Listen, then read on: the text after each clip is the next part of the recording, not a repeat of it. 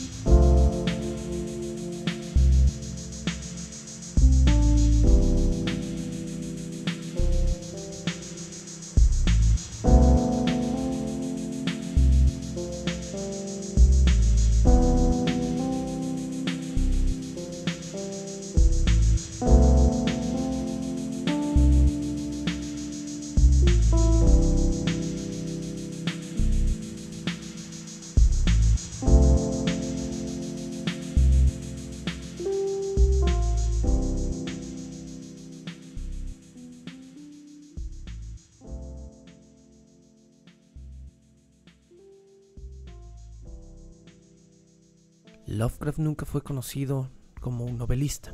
Su trabajo se centró principalmente en cuentos y poesía. La creencia popular es que las novelas son largas, los cuentos son cortos y todo el mundo contento. Pero ¿qué pasa con los cuentos largos y las novelas cortas? Lo que sucede es que el verdadero factor determinante entre un género y otro son los personajes. Una novela se centra siempre en el desarrollo de personajes. Lo más importante en la novela es el quién y no el qué. El tema es secundario al hecho de que el autor se dedica a desarrollar las características de un personaje que tiene perfilado dentro de su cabeza. El Quijote es sobre Alonso Quijano, no sobre las aventuras de Alonso Quijano. Las aventuras son lo que ayuda a desarrollar al personaje y lo da a conocer. En un cuento, lo que importa es el qué. Es la anécdota, es el suceso. Esa es la gran distinción. Cuando tratamos de hacer una diferenciación entre cuento y novela, lo que estamos realmente tratando de encontrar es si el meollo de la historia es un qué o un quién. Es por eso que hay tanto debate entre si Lovecraft fue o no un novelista. Pero, como decíamos antes, lo que nos queda 100% claro es que Lovecraft sí escribió relatos largos, y es precisamente de eso de lo que vamos a hablar el día de hoy. Me gustaría poder cubrir todos los relatos largos de H.P. Lovecraft.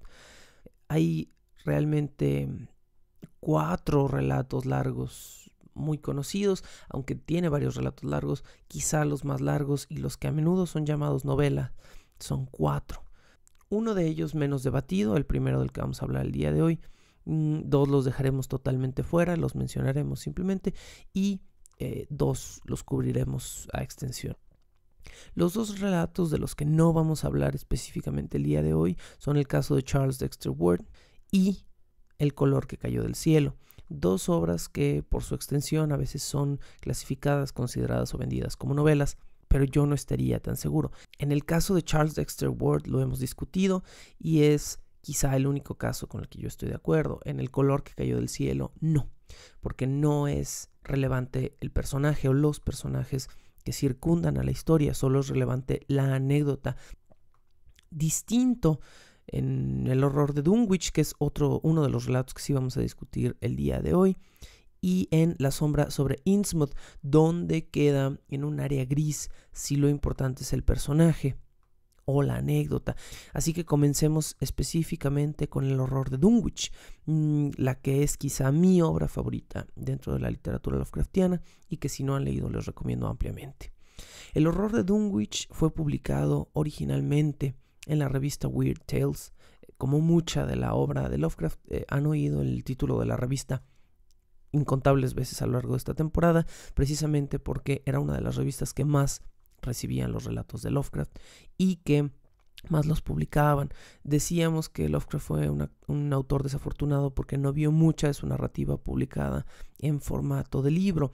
Hoy vamos a hablar de una de las 2 obras que sí logró publicar en vida en formato de libro, y fue la primera y quizá la más importante con esta distinción. Pero no es El horror de Dunwich, es la segunda de la que vamos a hablar el día de hoy, que es La sombra sobre Innsmouth. El horror de Dunwich fue publicado entonces en la revista Weird Tales, originalmente entre las páginas 481 y 508 de la edición original, en el año de 1929.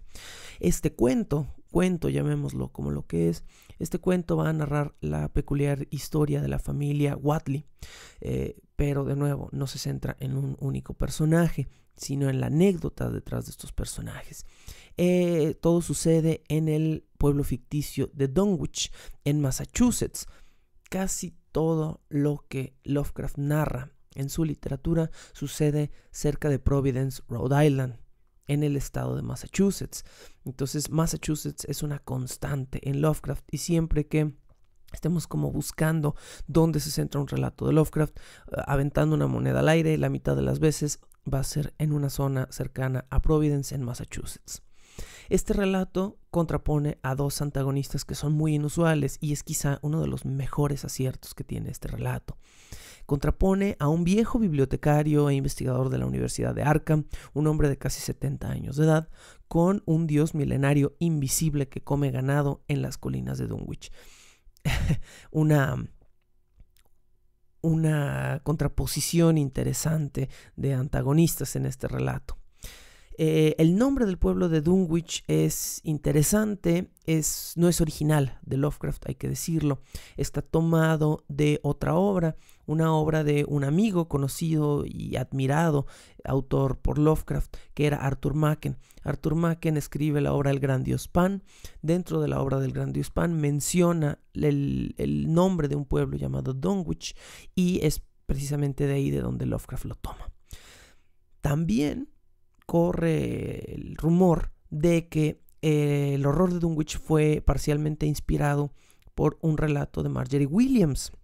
Esto es interesante porque, Margery Williams en México es una autora considerablemente desconocida. La verdad es que yo ignoraba su existencia antes de verla mencionada con relación a Lovecraft, pero ahora que sé quién es una autora considerablemente conocida en Estados Unidos, porque es autora de un libro infantil muy famoso en Estados Unidos, que es El conejo de Pana, The Velveteen Rabbit. El conejo de Pana es una pequeña obra para niños, es un cuentito para niños que básicamente cuenta la historia de un conejito de pana, que es el primer regalo que abre un niño en Navidad. Y ese regalo durante 1 hora es la mejor cosa que ese niño ha visto en su vida. Es amistoso, es bonito, es suavecito, se puede recostar sobre él y el niño juega durante horas o un par de horas con el juguete, hasta que, invitado esa Navidad a la casa, llega el tío del niño, y el tío del niño quiere mimarlo y le lleva regalos especiales, entre ellos varios regalos de partes mecánicas, incluido un avión. Cuando el niño ve el avión, se enamora perdidamente del avioncito y olvida casi para siempre al conejo de pana. Entonces el conejo, cuando es dejado de lado y es puesto en un ático con otros juguetes abandonados, comienza a sentirse terriblemente mal y dice: pero es que yo era la cosa más amada de ese niño, y yo me sabía la cosa más amada, y ahora estoy abandonado en un ático. ¿Qué pasó? Dentro del ático se encuentra a un caballo de piel, un caballo... No un caballito de madera de esos que se mueven, sino una especie de efigie, de figura de un caballo real recubierta en piel. Y el caballo le dice: ¿sabes qué? Relájate. Tú cumpliste tu cometido. Fuiste lo que tenías que ser para ese niño en el tiempo que tenías que hacerlo. Y ese niño te dio lo más valioso que se le puede dar a alguien. Te hizo sentir vivo. Ahorita estás hablando conmigo. Ahorita te estás moviendo. Estás interactuando, y eso es consecuencia de que el niño te haya dotado de una vida al amarte durante un tiempo, aunque fuera breve. Dado que fuiste amado, ahora estás vivo. Y dado que ahora has sido olvidado, ahora te sientes morir. Pero no es lo que está pasando. Ahora estás viviendo más que nunca. Entonces el caballo convence a este conejito de que haber sido amado valió la pena para continuar vivo. Es una lección muy bonita y muy profunda. Bueno, Margery Williams, la autora del Conejito de Pana, tiene otro relato ni medianamente tan famoso como El Conejito de Pana, que es un libro infantil publicado en 1914 que se llama La cosa en el bosque. La cosa en el bosque lamentablemente es difícil de conseguir incluso en digital. Yo creo que en físico en Estados Unidos es sencillo, debe estar en algunas compilaciones de relatos de Margery Williams, pero de momento yo no pude conseguirlo para este podcast. Lo que sí sé es que, y ese era todo mi punto original con esta diatriba, corre el rumor de que Lovecraft fue fuertemente inspirado por La cosa en el bosque. La cosa en el bosque narra la historia de un par de niños que se topan con un hombre lobo en los bosques de su región y tienen que lidiar con este problema. Entonces, se cree que las dos influencias más fuertes para el horror de Dunwich de Lovecraft fueron El gran dios Pan de Arthur Machen y La cosa en el bosque de Margery Williams, autora del Conejito de Pana, el relato infantil. Una tercera mención a una de las locaciones e influencias. Esto es algo muy sonado ya hoy en día, muy conocido entre el mundo de videojugadores, pero el horror de Dunwich es donde aparece mencionada la colina del Centinela, o en el inglés original Sentinel Hill. Sentinel Hill fue la inspiración directa para el nombre del videojuego Silent Hill, la colina del silencio. Básicamente los creadores del videojuego buscaron una inspiración, encontraron el horror de Dunwich de Lovecraft y intencionalmente trataron de imitar el sentimiento que la obra de Lovecraft les generaba, tomando al mismo tiempo prestado parcialmente el nombre de Sentinel Hill, que es donde se resuelve el clímax de esta historia, y convirtiéndolo eventualmente en el nombre de uno de los videojuegos más jugados de este mundo, Silent Hill. Hasta aquí como las referencias e influencias. Ahora veamos un poquito de qué va la obra. La obra comienza con el viejo Wadley. El viejo Wadley es un anciano que, por la forma en la que Lovecraft lo describe, vamos a asumir que es de raza negra, pero Lovecraft no lo menciona directamente, pero hace alusiones a que es un hombre de raza negra o de raza negroide, algún mulato, algún híbrido. Bueno, esto ya sabemos en el racismo un poco desmesurado y un poco ingenuo de Lovecraft, del cual encontré una mención en algo que hablaremos en el episodio siguiente. Sí va a haber un episodio siguiente, espero. Pero encontré una mención a que Lovecraft se arrepentía en sus últimos días de haber sido misógino y racista. Bueno, no sé qué tan cierta sea la mención porque no es de una fuente 100% confiable. Es de alguien que conoce a fondo la obra de Lovecraft y de quien hablaremos en el siguiente episodio, pero no cita una fuente o no cita una frase específica de Lovecraft en la cual realmente podamos leer o ver un arrepentimiento real. En fin, el viejo Wadley es un hombre que vive en las afueras de Dunwich, cerca de la colina del Centinela, de Sentinel Hill. Wadley posee una amplia colección de libros paganos que el tiempo ha ido haciendo pedazos. Es un gran bibliotecario de libros ocultistas, pero todos estos libros se los está comiendo el tiempo, se están pudriendo dentro de su choza, que es una cazuela, una choza muy, muy humilde en las afueras de Dunwich. El viejo Wadley solo tiene una persona en su vida con la cual comparte todos estos libros y todos sus secretos ocultistas, y es su hija Albina, Lavinia Wadley, quien está marcada por una peculiar historia de desapariciones y violencia. Lavinia Wadley lo que sabemos de ella al principio de la historia es que perdió de una manera violenta pero desconocida a su madre cuando ella tenía 12 años de edad. Ahorita que veamos un poco el desarrollo de estos personajes, entenderemos por qué Lavinia Wadley muy probablemente fue la asesina de su madre o presenció el asesinato de su madre de alguna manera. En 1913 es cuando está situado este relato, escrito en 1929, es decir, unos 10-12 años antes de la fecha en la que Lovecraft está realmente redactando este relato. En 1912 sucede lo que asumimos nosotros lectores es una relación incestuosa entre Lavinia Wadley y su padre. Lavinia queda sorpresivamente embarazada, a pesar de que en el pueblo de Dunwich todo el mundo sabe que es soltera, así lo dice el relato. Y el viejo Wadley baja muy orgulloso de la colina del Centinela a la plazuela, al centro de Dunwich, a tomarse unas copas y a informarle a todo mundo que está dentro del bar que su hija está embarazada, y él lo dice con muchísimo orgullo, pero todo mundo en el pueblo siente una especie de trago amargo con esto, porque pues saben que el viejo Wadley vive solo con su hija y que su hija es una criatura peculiar a la que no muchos hombres se acercan, por lo que asume todo el mundo que el viejo Wadley ha embarazado a su hija. El 2 de febrero de 1913, tenemos la fecha exacta dentro del relato, durante la celebración de la Candelaria, Lavinia da a luz un niño varón, Wilbur Wadley, que es descrito como un bebé de piel oscura, con rasgos caprinos como de cabra, y reflejos y actitudes precoces. Es de este tipo de descripciones de donde asumimos que el viejo Wadley es de raza negra, pero también aquí hay un chanchullo en el cual se centra el meollo de la historia, ¿no?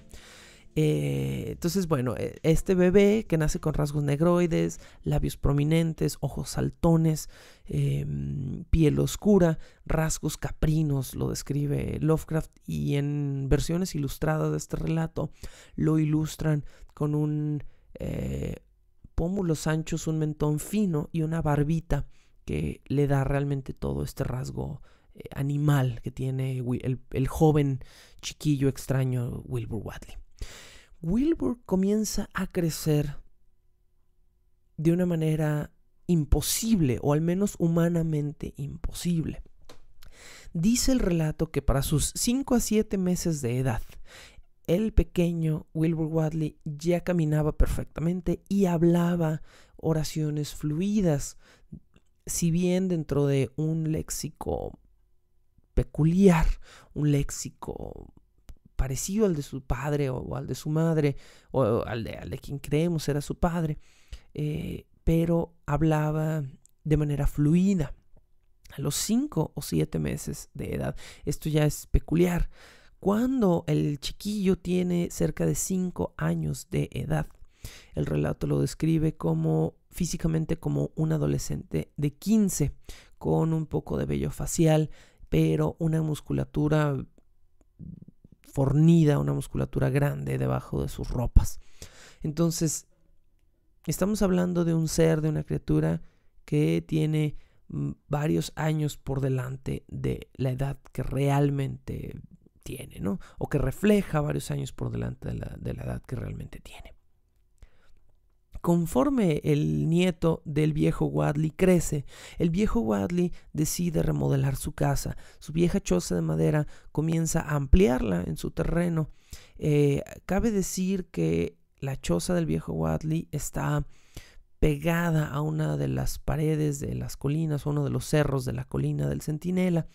Y el viejo Wadley comienza a crecerla en torno a la colina, como si la casa fuera un desprendimiento de la piedra misma de la colina. Esto es muy interesante y va a jugar también un lugar especial en la historia.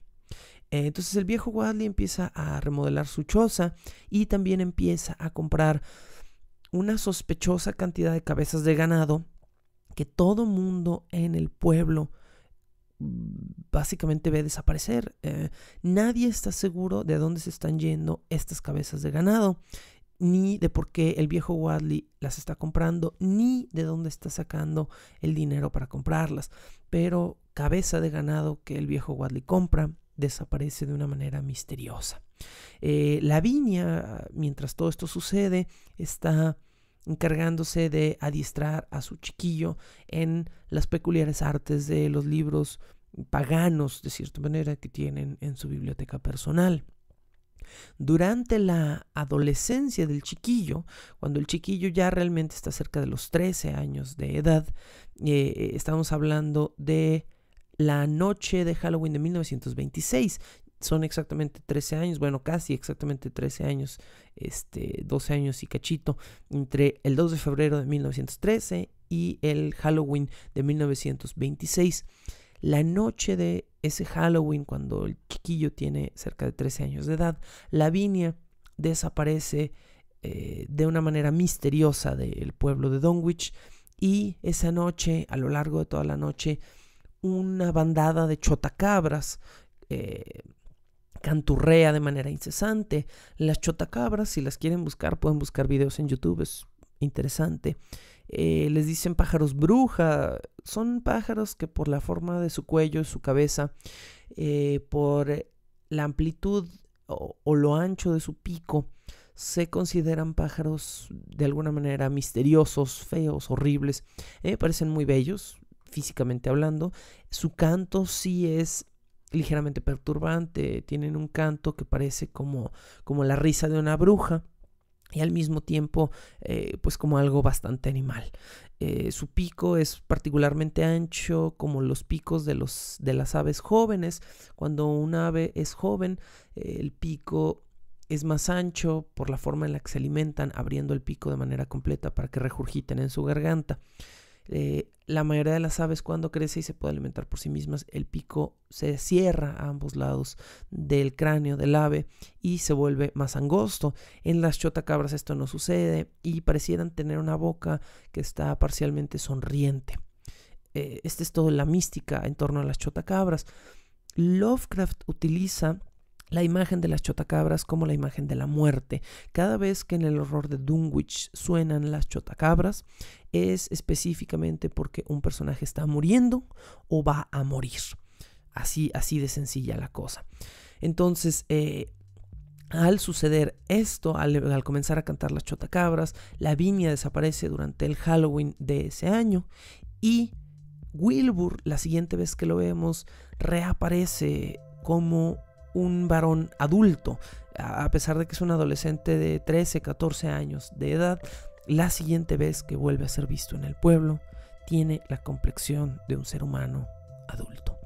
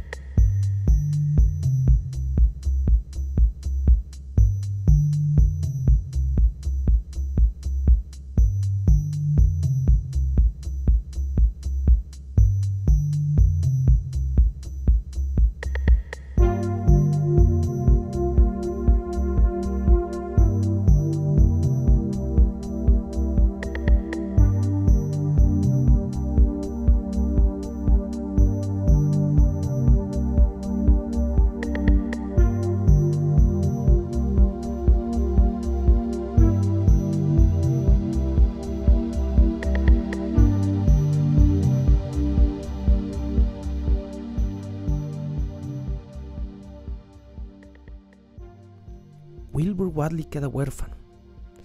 Esto es porque no solo su madre desaparece, sino también su abuelo, el viejo Wadley, de una manera misteriosa durante una noche donde también cantan las chotacabras. Tras la muerte de su abuelo, el joven Wilbur se vuelve más infame de lo que ya era en Dunwich. De por sí era un niño pensado como un pequeño monstruo, hijo de una relación incestuosa.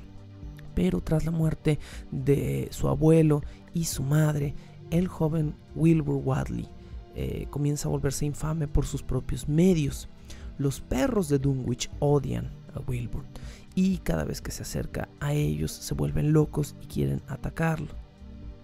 Por la misma razón, Wilbur empieza a cargar consigo un revólver que de manera inconsciente comienza a utilizar contra los perros de Dunwich, arguyendo que se está protegiendo de ellos, pero asesinando a varias de las mascotas y perros guardianes del pueblo de Dunwich.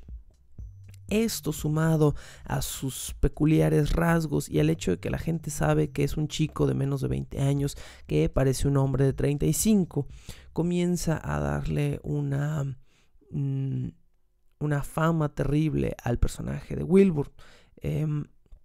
El personaje de Wilbur más encima empieza a realizar distintos viajes fuera de Dunwich, viajes que los habitantes de Dunwich consideran misteriosos, pero que nosotros como lectores sabemos exactamente a dónde lo guían. Wilbur está buscando una copia del inmencionable libro ficticio pagano de la literatura Lovecraftiana, el Necronomicon. Wilbur ha heredado de su abuelo una copia en inglés del Necronomicon. Dentro de la mitología del Necronomicon, creo que lo vimos en el primer programa cuando hicimos una breve historia del Necronomicon, si no recuerdo mal. El Necronomicon cuenta con traducciones varias, incluida una supuestamente al inglés, la traducción de John Dee. Se supone que, todo esto es fantasía, pues obviamente, se supone que dentro del relato del horror de Dunwich, Wilbur cuenta con una copia traducida de la versión de John Dee, que era una copia perteneciente a su abuelo. No obstante, Wilbur quiere encontrar una copia más cercana al original en árabe y está en busca de una copia latina del Necronomicon. Comienza entonces el extraño chico a viajar a distintas universidades para tratar de encontrar la copia del infame libro Necronomicon. Así es como el camino de Wilbur se cruza con el de Henry Armitage. Henry Armitage es el curador de la biblioteca de la Universidad de Arkham y es un viejito que, a pesar de ser un viejito bibliotecario, es firme, es fuerte y está decidido a no permitir ciertas cosas que Wilbur le pide cuando se conocen.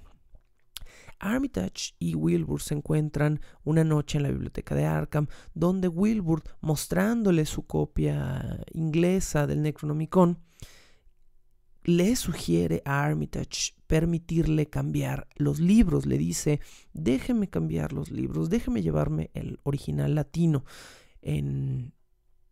o por un tiempo.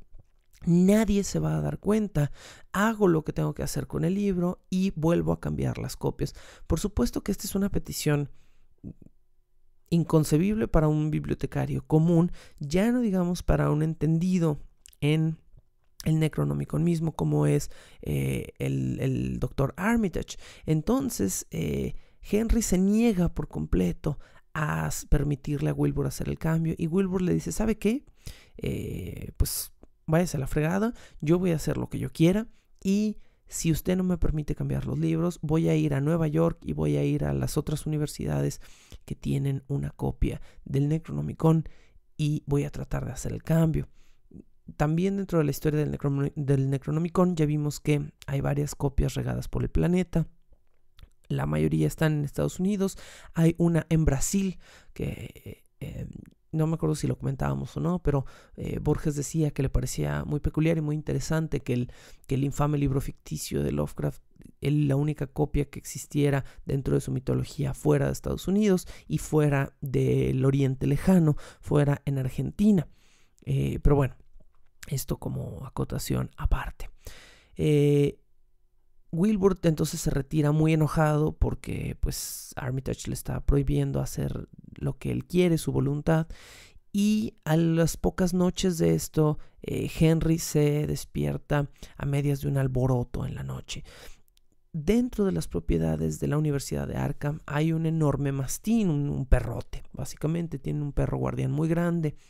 El perro despierta a toda la universidad a ladridos, porque está ladrando dentro de las paredes de la biblioteca. Henry, el profesor Armitage, corre a ver qué es lo que está sucediendo y esperamos muchas cosas, pero lo que encontramos como lectores junto con el protagonista o junto con el defensor de este relato, Henry Armitage, es bastante sorprendente. Lo que Armitage se encuentra finalmente en el piso de su biblioteca es junto al perro, al mastín que está vivo y ladrando todavía, está el cadáver de Wilbur Wadley. Muy interesante cómo el que parece ser el protagonista de este relato es un simple medio desechable más en Lovecraft. Es por esto que El horror de Dunwich no es una novela. Sus personajes son secundarios a los hechos y son reciclables. Comenzamos con el viejo Wadley, después nos interesamos en Lavinia, después nos interesamos en Wilbur, se muere Lavinia, se muere el viejo Wadley, se muere Wilbur. Nos va quitando todos los protagonistas Lovecraft y nos dice lo que importa es el hecho, esto es un relato. Entonces Henry se encuentra el cadáver de Wilbur Wadley, pero este cadáver no es un cadáver humano. La mitad superior de Wadley, quien por cierto debe haber olvidado su revólver para defenderse del enorme mastín, o no debe haber sabido que lo tenían en los terrenos de la Universidad de Arkham, la mitad superior de su cadáver es medianamente humana y preserva en gran parte de momento la forma de Wilbur Wadley. La mitad superior, partida de la cintura hacia abajo de Wilbur, son ahora un grupo de tentáculos morados entre una sustancia amarilla, una especie de bilis supurante que además ha empezado a consumir los tablones del piso de la biblioteca de Arkham. Muy interesante la descripción de cómo está el cadáver de Wilbur, y después la misma bilis de los tentáculos del interior de su cadáver comienzan a consumir la parte superior de su mismo cuerpo. Wilbur Wadley se pudre, se desvanece sobre los tablones de la biblioteca, y cuando el cadáver termina de desbaratarse, los médicos que llegan a la escena y que tratan de analizar el cadáver se topan con un serio problema. Toda la piel y músculos de Wilbur Wadley se están desbaratando y Wadley no tiene esqueleto. ¿Qué fue lo que pasó ahí? Bueno, pasó que nos empezamos a enterar a partir de este momento que Wilbur Wadley solo era mitad humano. Lo que pensamos o lo que Lovecraft quería que creyéramos había sido el producto de una relación incestuosa, es en realidad el producto de un ritual pagano. El viejo Wadley, ofreciendo a su hija como una especie de sacrificio, permite que algo embarace a su hija, algo que no es él, embarace a su hija, y su hija pare un híbrido entre una criatura humana y un ser lleno de tentáculos. Esto es Lovecraft en su más pura, destilada y dura expresión. Y tiene mucha relación con el tema de las siguientes semanas. Bueno, yo sigo diciendo de la siguiente semana, pero va a ser dentro de 2 semanas, ¿verdad?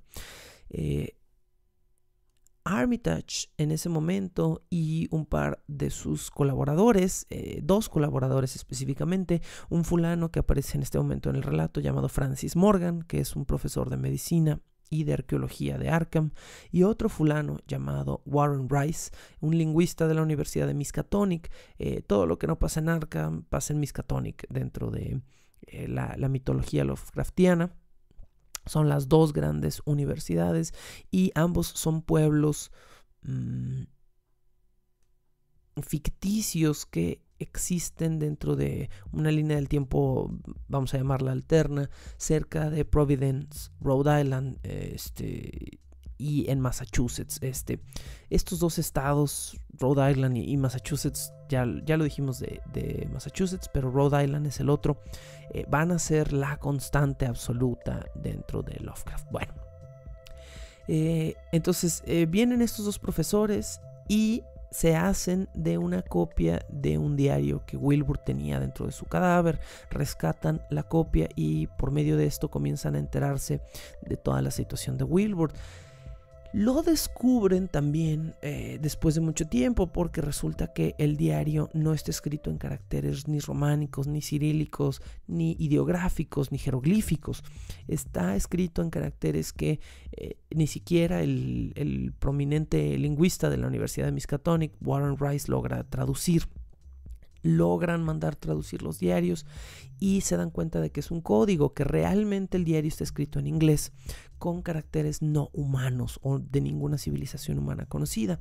Así que asumen que Wilbur inventó su propio alfabeto para poder escribir su diario. Bueno, también dentro de las páginas de este diario descubren que el viejo Wadley, el abuelo de Wilbur, estaba intentando reintroducir a este plano existencial a un dios pagano llamado Yog-Sothoth, que existía en otro plano existencial y que que el viejo Wadley, por medio de un ritual pagano, logró hacer pasar a este plano, aunque pequeño y débil. Así que por medio de las páginas del diario de Wilbur, comienzan estos profesores de distintas universidades a enterarse de que el viejo Wadley parece haber logrado atravesar a esta criatura, a este plano, y utilizó las cabezas de ganado para alimentarlo y hacerlo crecer. Es por eso que su casa estaba pegada a un risco, porque la criatura vivía dentro de una montaña, dentro de una colina, en este risco. Y es por eso que el viejo Wadley comenzó a crecer con tablones su propiedad para ocultar a esta criatura que tenían cohabitando junto con Lavinia, su consorte, y Wilbur, su hijo. Entonces averiguamos por medio de las páginas del diario de Wadley que Wadley es hijo de Yog-Sothoth y de su madre Lavinia, no como pensamos en un principio de su abuelo. Hablemos de familias disfuncionales y luego hablemos del horror de Dunwich. Cuando el grupo de profesores llega a Dunwich, se percata de que llegaron apenas a tiempo, o quizá incluso un poco tarde, porque la noche anterior en Dunwich acaba de suceder algo horrible. Algo destrozó, algo que se quedó hambriento y sin compañía dentro de la cabaña de los Wadley, destrozó la propiedad de tablones, atravesó las colinas y destruyó varias de las casas del centro de Dunwich. Esto después de haberse comido varias cabezas de ganado y de haber dejado la colina y las llanuras cercanas llenas de una serie de huellas gigantescas que no se parecen a la huella de ningún otro animal, pero sin que nadie haya visto absolutamente nada. Descubren entonces estos profesores que la criatura a la que buscan es invisible y que esta criatura está suelta en Dunwich. ¿Cómo se van a enfrentar tres doctores universitarios académicos a este dios pagano? Bueno, utilizando la misma magia negra que el abuelo de Wilbur utilizó para traerlo a este plano. Henry Armitage, Francis Morgan y Warren Rice entonces suben a la colina del Centinela, no sin antes haber ideado un mecanismo para poder ver a la criatura con la que van a tener que luchar. Este mecanismo básicamente es una lata de spray. A uno de los profesores se le ocurre, no es una lata de spray, no sé si en 1920 y tantos existían las latas de spray, lo voy a investigar, pero básicamente lo que hacen es crear un atomizador con una sustancia metálica que se va a adherir a la piel de la criatura invisible para poder verla. Suben armados con una copia del Necronomicon, el diario de Wilbur Wadley y una lata de atomizador a tratar de enfrentarse a este dios pagano, y contra todas las estadísticas en su contra, logran vencer a Yog-Sothoth. ¿Cómo lo hacen? Pintan un símbolo pagano para encerrar mágicamente a la criatura en el piso de la colina del Centinela y hacen entre los tres un cántico, un encantamiento que reenvía a Yog-Sothoth a su plano existencial original. Chan, chan, chan. No sin antes sufrir serias consecuencias psicológicas y terminar todos traumaditos de por vida. Esta es básicamente el destino de todos los personajes Lovecraftianos. Todos los personajes Lovecraftianos se enfrentan a estos horrores indecibles, que siempre son indecibles, siempre son indescriptibles, pero al mismo tiempo logran vencer estos horrores cuando no son personajes totalmente desechables, pero quedan loquitos por ello. Este es el horror de Dunwich, uno de los relatos extensos de Lovecraft, no el más extenso. Los más extensos son quizá La sombra sobre Innsmouth y el caso de Charles Dexter Ward, del que no vamos a tener tiempo para hablar el día de hoy. Pero comencemos pues a hablar de La sombra sobre Innsmouth.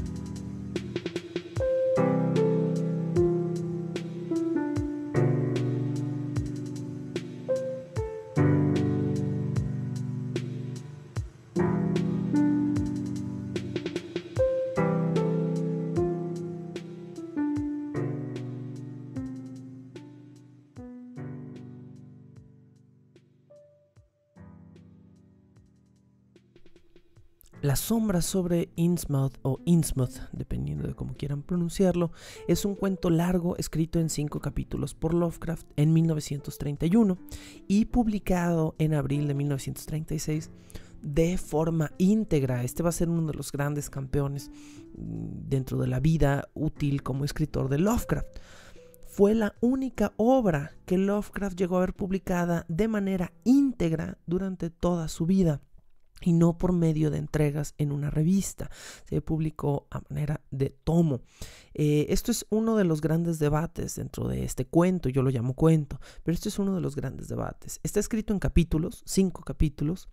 Es una obra medianamente extensa, no muy extensa. Yo diría que son, cuando mucho, cerca de unas 100 páginas. Cuando mucho, dependiendo de la edición. Y está publicada dentro de la vida de Lovecraft en un tomo. Entonces por eso se llama a veces a La sombra sobre Innsmouth una de las novelas Lovecraftianas. Yo la llamo un cuento, debatible de nuevo, y ustedes fórmense su propia opinión, pero también tiene otro punto a favor el debate de si es una novela o un cuento, y es que pues se centra un poco más en el desarrollo de personaje, aunque el hecho sigue siendo muy relevante. Bueno, el nombre del pueblo de Innsmouth está inspirado en Salem, en Massachusetts. Volvemos a esta cuestión de Providence, Rhode Island, y Salem, Massachusetts, y etc. Salem, pues, este infame lugar donde sucedieron las quemas de brujas dentro de Estados Unidos en su momento, se convierte básicamente en la inspiración para lo que va a ser Innsmouth, de manera parcial, porque Innsmouth tiene su propia vida y honestamente, hasta donde yo sé, Salem es un pueblito muy colonial y Innsmouth es básicamente un pueblo pesquero costero.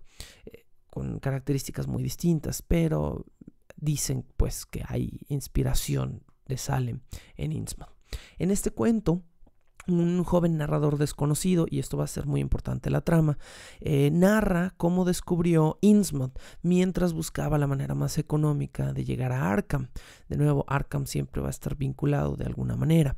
Este jovenzuelo sin nombre, nuestro protagonista, es una persona que está haciendo como su viaje pospreparatoria, ¿no? Sale de su educación básica y comienza a buscar viajar por Estados Unidos de una manera económica, tratando de conocer diversos lugares. Tratando de llegar a Arkham, de donde el personaje, al parecer, eventualmente vamos a averiguar, es originario. Luego de sus viajes, está cerca de Innsmouth y trata de conseguir información de cómo es que puede llegar desde allí a Arkham. Lo que sucede a partir de este punto es que comienza a recibir distintos consejos de parte de la persona del boletaje que le va a ayudar a llegar, de parte de un tendero, de cómo puede llegar a Arkham a través de Innsmouth. Y entonces distintos personajes comienzan a decirle a nuestro protagonista que Innsmouth es un lugar que vale la pena visitar por unas horas para comprender su historia, que tiene un museo que está lleno de piezas de oro pirata, oro recogido pues de barcos piratas, no oro chafa, y que dentro de las piezas de esa colección hay una serie de tiaras de un metal desconocido que no es oro, que parece ser una aleación semejante al oro, que son fascinantes de ver. No obstante, todos los personajes que hablan con el protagonista le advierten que Innsmouth no es un lugar para quedarse a pernoctar. Es decir, no duermas en Innsmouth, regresa apenas puedas. Bueno, un boletero dentro de una taquilla le dice al protagonista que si se espera hasta cierta hora, cerca de la media mañana, pasa un camioncito ahí donde está el protagonista, que lo lleva directamente a Innsmouth y que lo va a traer de regreso porque el camión regresa a las 8 de la noche. Así que el protagonista dice, bueno, es excelente, puedo atravesar, quedarme hasta cerca de esa hora y después buscar una forma de salir, no de regreso, sino en dirección a Arkham de alguna otra manera. Ese es el plan de nuestro protagonista. Se le informa que este camión viaja cuando mucho con 3 pasajeros 2 o 3 veces al día y llega a este pequeño pueblo que básicamente es un lugar derruido y abandonado, cuyos habitantes, todos ellos o casi todos ellos, tienen un aspecto muy peculiar. A menudo estos habitantes son descritos como hombres y mujeres nuevamente de rasgos negroides, con labios prominentes y ojos saltones. El pueblo en sí también es descrito como un lugar roto, derruido, que siempre huele a pescado. Tras comprar muy malas provisiones, porque el protagonista pues es un chicuelo que no está particularmente preocupado por comer bien, compra galletas y queso y cosas así para comer. El protagonista se dirige allí a Innsmouth y al llegar ahí, lo primero con lo que se topa es una pequeña tienda donde el protagonista compra otras cosas para su estancia y donde el tendero le informa que si no quiere perderse necesita un mapa. El joven tendero no tiene, nos dice el protagonista, las características de la gente de Innsmouth. Se ve como una persona foránea que no tiene la misma genética, y muy diligentemente este tendero le dibuja al protagonista un pequeño mapa para que no se pierda en Innsmouth. De la misma manera, el tendero le dice que si le interesa al protagonista saber más sobre la historia de Innsmouth, debe de buscar a un viejito alcohólico que es el borrachín del pueblo, básicamente, que es un viejito que se llama Zadok Allen. Zadok Allen es una de las personas más viejas del pueblo, pero es un forastero. El chico le confiesa que es un forastero y que por lo mismo tiene historias peculiares sobre el pueblo. Así que el protagonista de repente dice, bueno, tengo que quemar tiempo, tengo que esperar a que salga otro transporte en la noche que me lleve hacia Arkham. Así que voy a ir al museo y voy a buscar a Zadok a ver qué me topo en este pueblo. Cuando se topa finalmente con Alan Zadok, el protagonista se percata de que el borrachín no es tan parlanchín como esperaba, y entonces se da cuenta que va a tener que sobornarlo para que le cuente la historia de Innsmouth. Siendo los años 20, en este relato hay una veda de alcohol en Estados Unidos, así que el protagonista tiene que pagar una fuerte suma de dinero para poder hacerse de una botella de whisky ilegal que ofrecerle a Zadok, y conforme Zadok se va bebiendo la botella, empieza a relatarle al protagonista una serie de cuentos desquiciados, por decirlo menos, sobre un grupo de criaturas llamadas los profundos.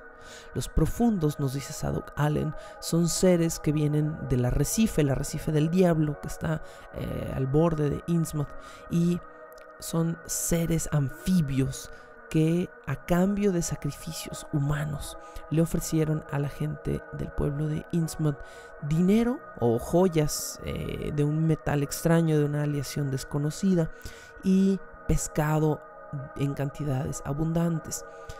Al parecer, hace mucho tiempo, la gente de Innsmouth aceptó este trato, este cambalache, y los profundos que salían del arrecife del diablo comenzaron a cobrarse sus sacrificios humanos, pero no todos eran a muerte.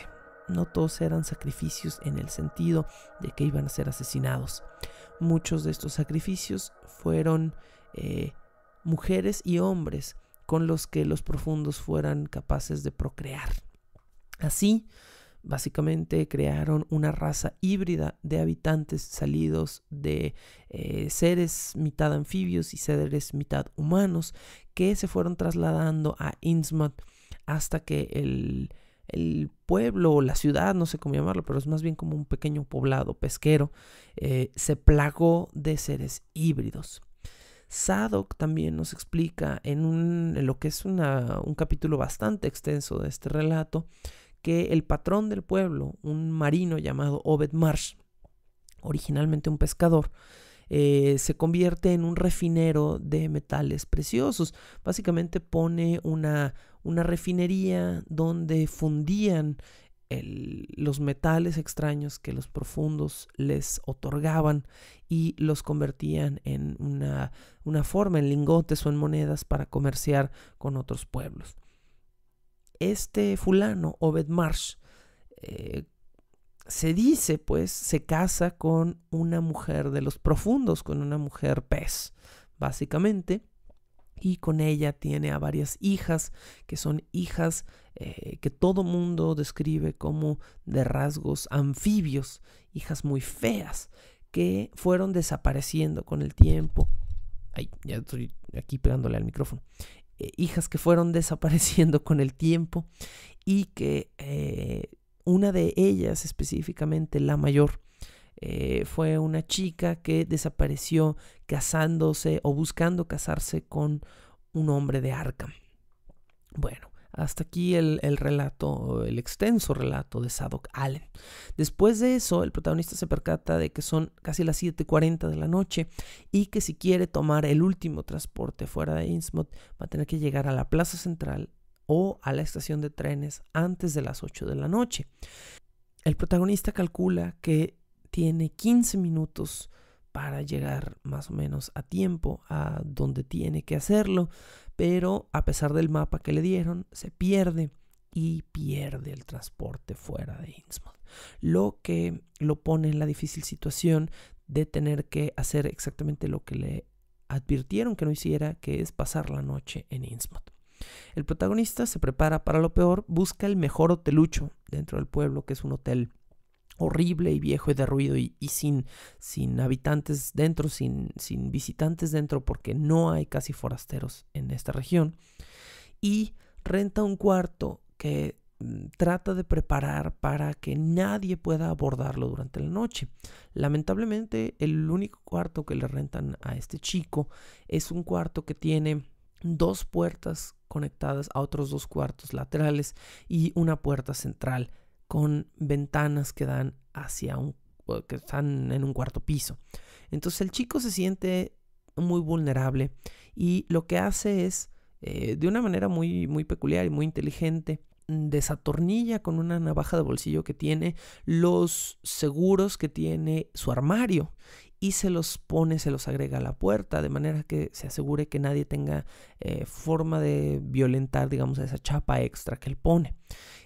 Logra sacar 2 y cubrir 2 de las 3 puertas. En la otra puerta pone un mueble y decide dormir a medias vestido, decide dormir con su ropa de calle puesta, excepto los zapatos y su abrigo. Durante esa madrugada, el protagonista se percata de que cerca de las 3 de la mañana alguien trata de abrir la puerta del pasillo y acto seguido ese mismo alguien abre el cuarto lateral, el que queda, digamos, a su derecha, el que había logrado también cerrar con uno de los seguros del armario, y trata de abrir esa puerta.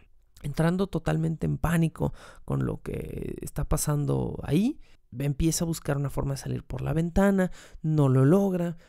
Finalmente lo que decide es, antes de que alguien se meta al cuarto de la izquierda, quitar el mueble que había usado para proteger esa puerta, pasarse al otro cuarto y abrir esa ventana y tratar de brincar a un edificio aledaño que está cerca de ese cuarto piso. O sea, el techo de ese edificio queda justo debajo de ese cuarto piso.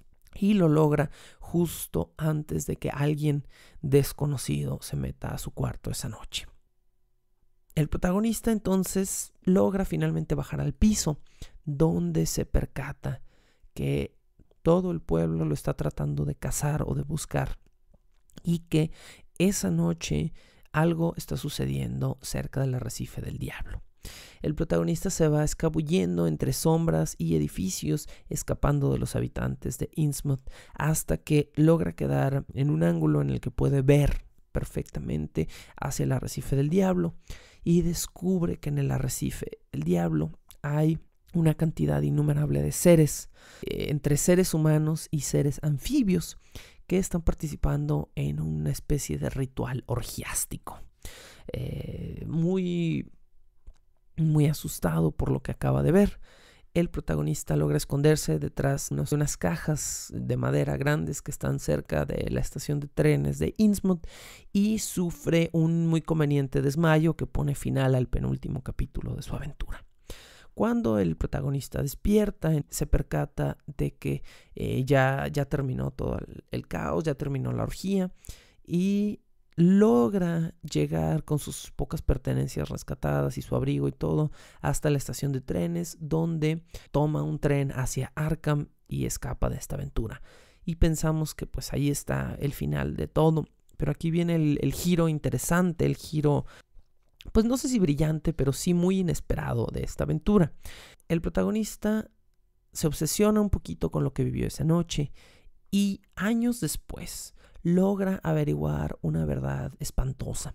El protagonista comienza, conforme envejece, a ver que hereda poco a poco los rasgos de Innsmouth, como si de alguna manera, dice el mismo protagonista, me hubieran infectado con sus características, ¿no?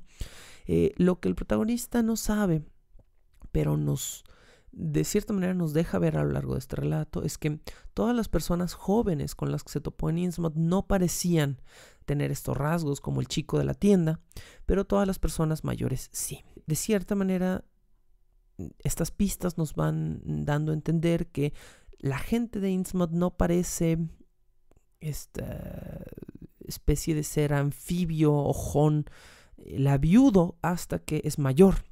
Conforme entonces el protagonista empieza a crecer, su padre le dice un día, te pareces más cada día más a la gente de Innsmouth, y el protagonista se paniquea de una forma horrible. Se empieza a mirar obsesivamente en el espejo y determina que es verdad.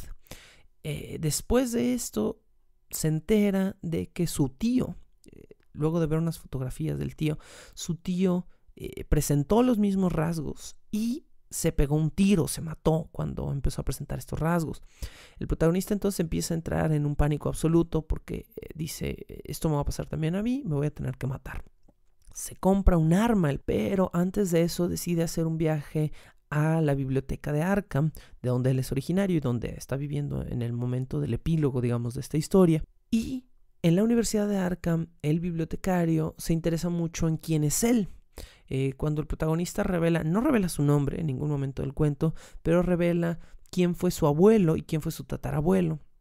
Y cuando el bibliotecario de Arkham oye esto, le dice, ¿sabes qué?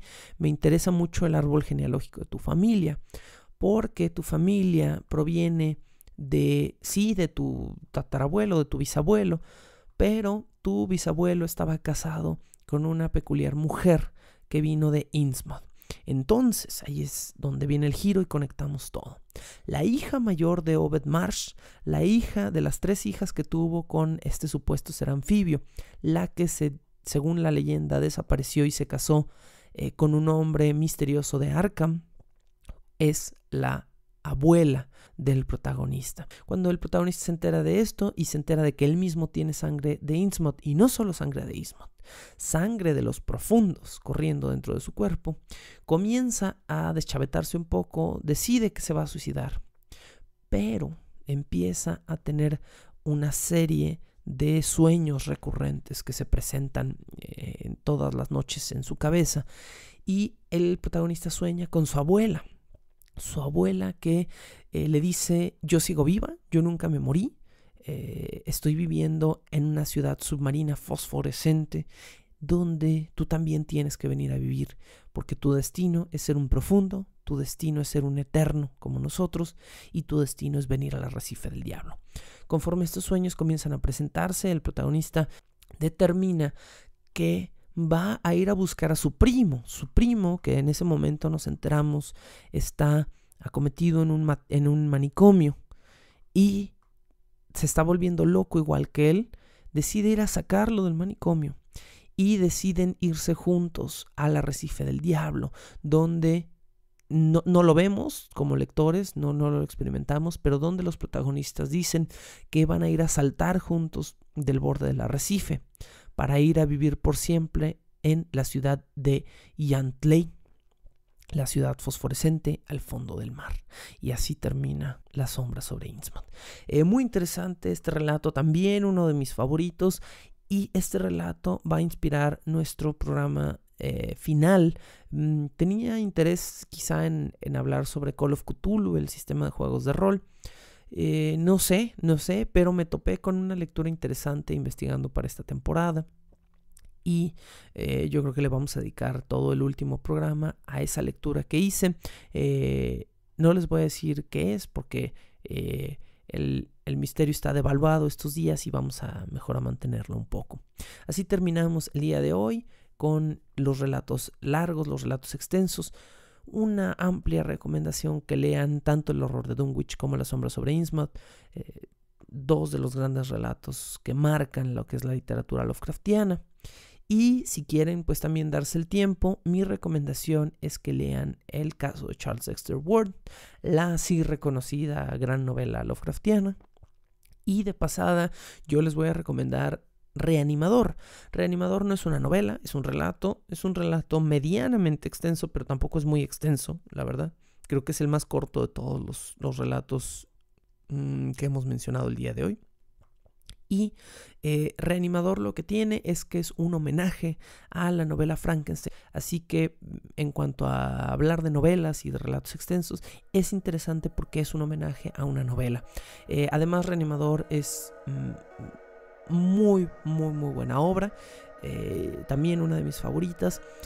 Y si se atreven y están en la onda Lovecraft ahorita, vean la película. No es buena, no es apegada al relato, es una versión ochentera tipo La noche de los muertos vivientes de Reanimador, pero tiene su humor y es definitivamente hoy en día considerada una película de culto. Si se logran hacer de una copia de Reanimador, la original me parece que tiene una secuela, pero la original, la viejita, véanla también y ríanse un rato de un poco de sátira Lovecraftiana llevada a lo totalmente exagerado. Este es el 4º episodio de la temporada de H.P. Lovecraft extendida para Bajo el Puente del Troll. Nos escuchamos en un par de semanas más con el último episodio.